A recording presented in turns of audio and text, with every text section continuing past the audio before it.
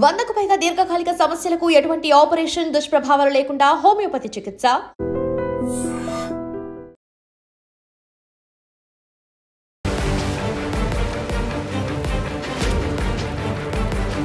నమస్కారం, welcome to iDream. నేను మీ సంగీత. Check bounce cases లక్షలలో కోర్టులో పెండింగ్లో ఉంటున్నాయి. వాటిని ఇమీడియట్గా క్లియర్ చేయండి అంటూ సుప్రీంకోర్టు చెప్పడం జరిగింది. దాంతోపాటు సుప్రీంకోర్టు ఇదివరకు కూడా కొన్ని గైడ్లైన్స్ని పాస్ చేసింది. వీటిని ఏ కోర్టు కూడా సరిగ్గా ఫాలో అవ్వట్లేదు అంటూ వాటిని గుర్తు చేస్తూ ఆ గైడ్లైన్స్ని ఒక్కసారి మొత్తం మళ్ళీ చెప్పడం జరిగింది. అవి కొత్త గైడ్లైన్స్ ఏమీ కాదు, ఇదివరకు ఉన్న గైడ్లైన్స్నే మళ్ళీ ఒకసారి గుర్తు చేసేసి చెక్ బౌన్స్ కేసులు పెండింగ్లో ఉన్నవన్నీ క్లియర్ చేయాలి. ఎందుకంటే ఇప్పటికే ఇన్ని లక్షలలో కేసులు ఉన్నా కూడా మళ్ళీ కొత్త కేసులు అనేవి ఫైల్ అవుతూ ఉన్నాయి. అవి ఎందుకని క్లియర్ చేయలేకపోతున్నారు అని చెప్పేసి ఒక క్వశ్చన్ వేస్తూ దాన్ని క్లియర్ చేయాలని చెప్పడం జరిగింది. అయితే ఇదివరకు సుప్రీంకోర్టు ఎలాంటి గైడ్లైన్స్ ఇచ్చింది, అవిటిని ఏవి పాటించలేకపోతున్నాయి అనేది మనం ఒకసారి ఈ వీడియోలో తెలుసుకునే ప్రయత్నం చేద్దాం. బేసిక్గా ఒక చెక్ అనేది ఎలా ఇష్యూ చేస్తారు? ఒక వ్యక్తి దగ్గర నుంచి వెళ్ళి ఒక పర్సన్, అంటే ఒక ఇద్దరు పర్సన్, ఏ అనే పర్సన్ బి అనే పర్సన్ దగ్గరికి వచ్చి కొంత అమౌంట్ కావాలని అడిగితే బి అనే పర్సన్ ఒక 10 లక్షల వరకు ఏ అనే పర్సన్కి ఇవ్వడం జరిగింది అప్పుగా. ఇచ్చిన తర్వాత ఇతను ఏం చేస్తాడంటే నేను ఒక చెక్ ఇస్తాను అని చెప్పేసి కొన్ని రోజులు పోయిన తర్వాత ఇదిగోని అమౌంట్ నువ్వు తీసేసుకో, నేను చెక్ ఇస్తున్నానని చెప్పేసి ఇస్తాడు. కానీ ఈ బి పర్సన్ ఎవరైతే ఉంటారో ఆ బి పర్సన్ చెక్ తీసుకుంటాడు. తీసుకున్న తర్వాత ఏ అనే పర్సన్ దగ్గర నుంచి చెక్, అందులో అమౌంట్ ఉండదు. అంటే చెక్ బౌన్స్ అనేది సిగ్నేచర్ మ్యాచ్ అవ్వకపోయినా, అమౌంట్ అకౌంట్లో లేకపోయినా, అకౌంట్ క్లోజ్ అయినా, తర్వాత సిగ్నేచర్ మిస్ మ్యాచ్ అయినా, ఇన్ని రకాలుగా చెక్ అనేది బౌన్స్ అవ్వడం జరుగుతుంది. చెక్ బౌన్స్ అయిన తర్వాత వితిన్ 1 మంత్లో మనం కేసు అనేది ఫైల్ చేస్తాం చెక్ బౌన్స్ కేసు కింద. ఫైల్ చేసిన తర్వాత ఇప్పుడు ఎవరైతే ఈ బోత్ పార్టీస్ ఉన్నాయో ఏ అండ్ బి, ఈ బోత్ పార్టీస్ బెటర్ మీరు సెటిల్మెంట్కి వెళ్ళండి అని చెప్పేసి ఆ గైడ్లైన్స్, నేను గైడ్లైన్స్ అన్నీ కూడా క్లియర్గా మీకు మెన్షన్ చేసే ప్రయత్నం చేస్తున్నాను. ఏదైతే లోక్ అదాలతులు ఉంటాయో లోక్ అదాలత్కి వెళ్ళేసి అక్కడ సెటిల్మెంట్ చేసేసుకోండి అని చెప్పేసి చేసుకునేలాగా మీరు అక్కడ పోలీసు వాళ్ళకి చెప్పినా లేకపోతే కోర్టు దగ్గరికి వచ్చినా సరే ఫస్ట్ లోక్ అదాలత్కి మీరు రిఫర్ చేయండి. అదేవిధంగా ఫస్ట్ ట్రాక్ అనేది ఒకటి పెట్టండి, తొందరగా కేసులు అనేవి అక్కడ సాల్వ్ అయిపోవడం జరుగుతుంది అని చెప్పేసి చెప్పారు. ఇకపోతే ఇవన్నీ కూడా సెమీ క్రిమినల్ కేసుల ఎఫెన్స్ కిందనే రావడం జరుగుతుంది. చెక్ బౌన్స్ కేసు అనేది ఎన్ఐ యాక్ట్ సెక్షన్ 138 కింద దీన్ని ఫైల్ చేస్తారు. అదే కోర్టులలో ఫైల్ చేసిన తర్వాత వాళ్ళకి మహా అంటే ఇప్పుడు ఎవరైతే డబ్బులు ఎగ్గొడుతున్నారో, ఇప్పుడు బి అనే వ్యక్తి ఏ అనే వ్యక్తి ఉన్నారు కదా, డబ్బులు తీసుకున్న వ్యక్తి ఈ వ్యక్తికి ఇవ్వకపోతే, డబ్బులు ఎగ్గొడితే 2 years జైలు శిక్ష, దాంతోపాటు చెక్ 10 లక్షలు ఉంది కదా, 10 లక్షలకి డబుల్ చేసి ఏ అమౌంట్ని వీళ్ళకు సెటిల్మెంట్ చేస్తారు. కానీ అప్పుడు ఏం చేస్తారంటే కోర్టు దాకా వెళ్ళింది కాబట్టి డిస్ట్రిక్ట్ కోర్ట్ అయినా అదేవిధంగా సెషన్ కోర్ట్స్ అయినా కూడా కోర్టు ఫీజులు అనేవి వసూలు చేయడం జరుగుతుంది. అదొక 5%, చెక్కులో ఎంత అమౌంట్ ఉంటుందో దాంట్లో నుంచి ఒక 5% కోర్టుకి ఇవ్వాల్సి ఉంటుంది. ఎందుకంటే ఈ లోక్ అదాలత్ కానివ్వండి, ఫస్ట్ ట్రాక్ కోర్టులు కానివ్వండి కొంచెం ఫ్రీగా రన్ అవుతూ ఉంటాయి కాబట్టి అది వాళ్ళకి జస్ట్ ఫండ్ రూపేణా తీసుకోవడమే జరుగుతుంది. అంటే ఇప్పుడు చాలామంది కేసులు ఫైల్ అంటే కొంచెము ఆర్థిక పరిస్థితి బాగాలేని వాళ్ళు వచ్చేసి అక్కడ మాట్లాడుకోవడానికి చేస్తూ ఉంటారు కాబట్టి దానికోసం అని చెప్పేసి ఫండ్ రూపేణా అన్నట్టుగానే దాన్ని వసూలు చేయడం జరుగుతుంది 5%. ఇకపోతే లోక్ అదాలత్లో ఎప్పుడైతే మీరు వెళ్ళి బోత్ పార్టీస్ కూర్చొని సెటిల్మెంట్ చేసేసుకొని కొన్ని కండిషన్స్ పెట్టేసుకొని క్లియర్ చేసుకున్నారనుకోండి, మీరు ₹1 కూడా కోర్టుకు పే చేయాల్సినంత అవసరం లేదు. ఏదైతే చెక్ అమౌంట్ ఉందో ఆ చెక్ అమౌంట్ ఆ పర్సన్కి ఇచ్చేసి ఈ కేసును క్లోజ్ చేసుకోవడానికి ఉంటుంది అని చెప్పేసి చెప్పారు. ఇకపోతే ఒకవేళ డిస్ట్రిక్ట్ కోర్టు, సెషన్ కోర్టులో కూడా మీకు కరెక్ట్గా న్యాయం జరగలేదు, మీరు హైకోర్టు తర్వాత నెక్స్ట్ సుప్రీంకోర్టుని అప్రోచ్ అయ్యారనుకోండి ఈ చెక్ బౌన్స్ కేసులో అయిన తర్వాత అప్పుడు కోర్టు ఫీజులు అనేవి ఎప్పుడు మీకు ఆ కేసు అంతా అయిపోయి ఏవైతే ఎవిడెన్సెస్ కానివ్వండి, తర్వాత నెక్స్ట్ జడ్జిమెంట్స్ ఇలాంటివన్నీ వచ్చిన టైంలోకి చెక్ పర్సన్ ఎవరైతే తీసుకుంటున్నారో ఆ పర్సన్ 7.5% కోర్టుకి ఫీజు అనేది పే చేయాలి అని చెప్పేసి చెప్పడం జరిగింది. ఇకపోతే ఎప్పుడైతే మీరు సమాన్లు అంటే ప్రైవేట్గా కూడా మనం వేసుకోవచ్చు. ఇప్పుడు కోర్టు నుంచి వెళ్ళే వారికి కొన్ని సమాన్లు పంపించాల్సినంత అవసరం లేదు. మనం కూడా ప్రైవేట్గా ఇలా ఒక లెటర్ ఒకటి పేపర్ రాసేసి తర్వాత నెక్స్ట్ వాళ్ళకు ఒక సమాన్లు కోర్టు నుంచి వెళ్ళి మేము పంపిస్తున్నాము అని చెప్పేసి మీరు కూడా ప్రైవేట్గా పంపించేస్తే ఒక ఎక్నాలజ్మెంట్ అవన్నీ కూడా తీసుకోవాల్సి ఉంటుంది. దాంతోపాటు వాళ్ళకు మీరు ఏం చేయాలి అంటే క్యూఆర్ కోడ్ ఏదైతే కోర్టులో ఉంటుందో ఆ కోర్టు నుంచి వెళ్ళి ఒక క్యూఆర్ కోడ్ ఉంటుంది. కోర్టులో మనీ డిపాజిట్ చేస్తూ ఉంటారు కొన్ని సందర్భాలలో, అది ఫ్యామిలీ మ్యాటర్స్లో కానివ్వండి, ఇలాంటి చెక్ బౌన్స్ కేసులో కానివ్వండి, పెద్ద పెద్ద బిజినెస్లలో మనీ ఎప్పుడైతే కొంచెము ఇలా డిస్టర్బెన్సెస్ అయిందో వాళ్ళు అమౌంట్ ఇవ్వాలి అంటే కోర్టులో డిపాజిట్ చేస్తూ ఉంటారు. దీనికి ఒక క్యూఆర్ కోడ్ ఉంటుంది. ఆ క్యూఆర్ కోడ్ని కూడా వాళ్ళకి పంపించేస్తే వాళ్ళు ఒకవేళ డబ్బులు వేశారనుకోండి, అది డైరెక్ట్గా వెళ్ళి కోర్టు దాంట్లోనే ఉండిపోవడం జరుగుతుంది. వాళ్ళిద్దరు బోత్ పార్టీస్ ఎప్పుడైతే కోర్టుకు వస్తారో వచ్చినప్పుడు కోర్టు అన్ని పరిశీలించి అంత చూసిన తర్వాత అప్పుడు ఆ డబ్బులను ఎవరైతే రావాల్సి ఉంటుందో ఆ వ్యక్తికి డబ్బులు ఇవ్వడం జరుగుతుంది.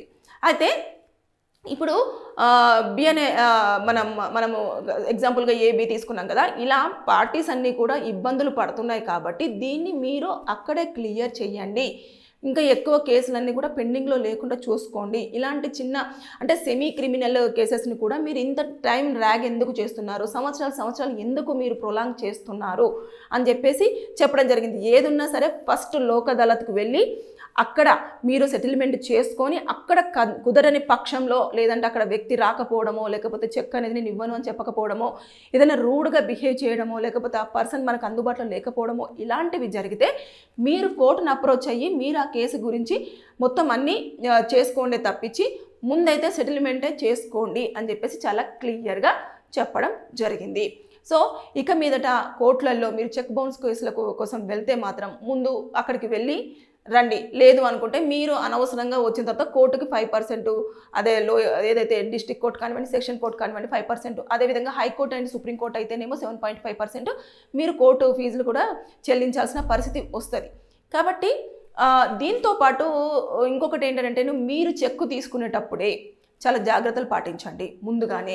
ఈ టైంలో లేదు అనుకుంటే మీరు ఏదైనా వస్తువు కానివ్వండి లేదంటే ప్రాపర్టీ కానివ్వండి లేదంటే ఇంకేదైనా తీసేసుకొని ఈ టైం వరకు కనుక మాకు మీరు ఇవ్వకపోతే ప్రాపర్టీ మన పేరు మీదకే రావడం అలా ఒకటి అగ్రిమెంట్ చేసేసుకోండి. లేదు అంటే వారు ఇచ్చిన గోల్డ్ కానివ్వండి లేదంటే ఇంకేదన్నా వాళ్ళు ఇస్తారు ఒక వస్తువు, కారు, కొంతమంది కారు పెడతారు, కొంతమంది ఇల్లు పెడతారు, కొంతమంది ల్యాండ్ పెడతారు, కొంతమంది ఇలాంటివన్నీ పెడతారు కదా, అవన్నీ కూడా ఇన్ టైంలో ఆ టైంలో కనుక ఇవ్వకపోతే దాని రైట్స్ అన్నీ కూడా మావే అని చెప్పేసి మీరు అందరూ మెన్షన్ చేసుకోండి. దాన్ని మీరు లోక్ అదాలత్కి ఎప్పుడైతే వెళ్తారో అప్పుడు దాన్ని క్లియర్గా మెన్షన్ చేసి వాళ్ళు రానంటున్నారు కదా మరి నేను ఇది తీసుకుంటానని లీగల్గా వెళ్ళి మీరు ఒక సర్టిఫికేట్ తీసేసుకొని అప్పుడు మీరు దాన్ని మీ పేరు మీద చేసుకున్నారనుకోండి, అతను వచ్చి ఫైట్ చేసినా మీరు ఎట్టి పరిస్థితుల్లో భయపడాల్సినంత అవసరం ఉండదు.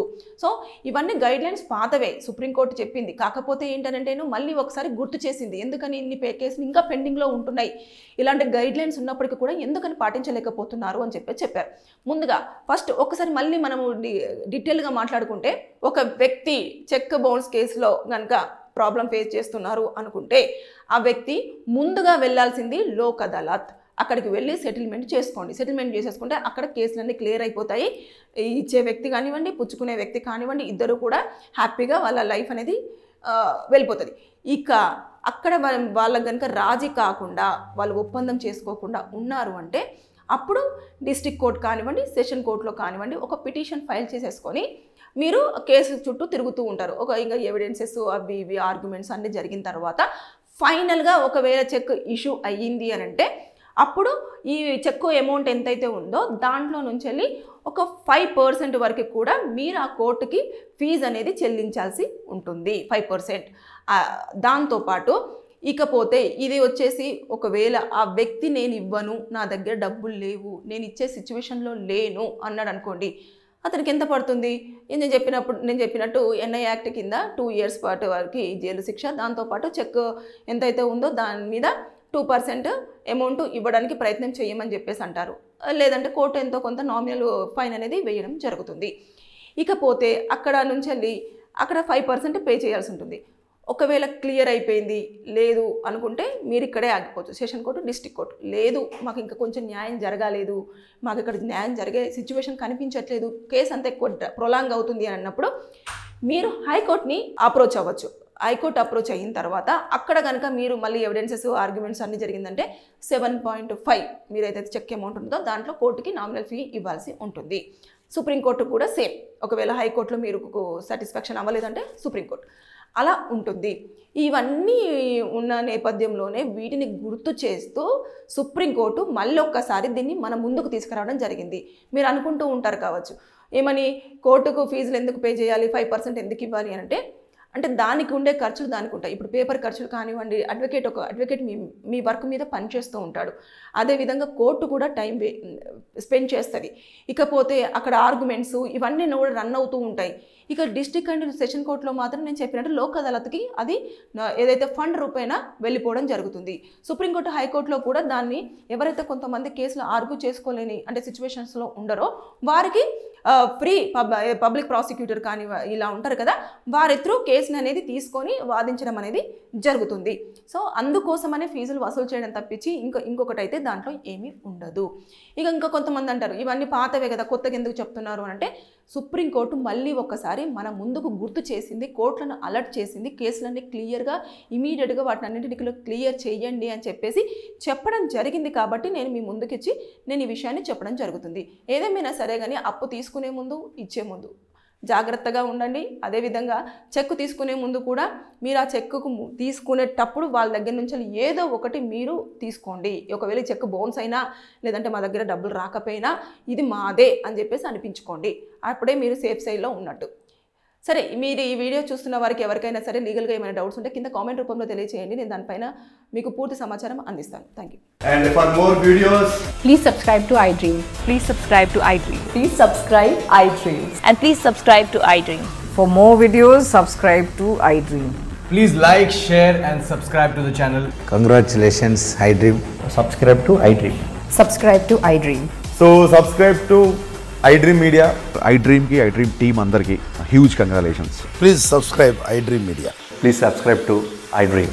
Subscribe iDream. Please subscribe to iDream. iDream అంటే నా కళల ఛానల్ సబ్స్క్రైబ్ చేసుకున్న నోరు తిరుగుతలేదు, మీరైతే గంట గుర్తు కొట్టండి. For more such videos, please subscribe to iDream. Subscribe to iDream. Please subscribe to iDream. Please subscribe iDream Media. Please do subscribe to iDream. Please subscribe to iDream Media. For best entertainment and information, please subscribe iDream. And don't forget to subscribe to iDream.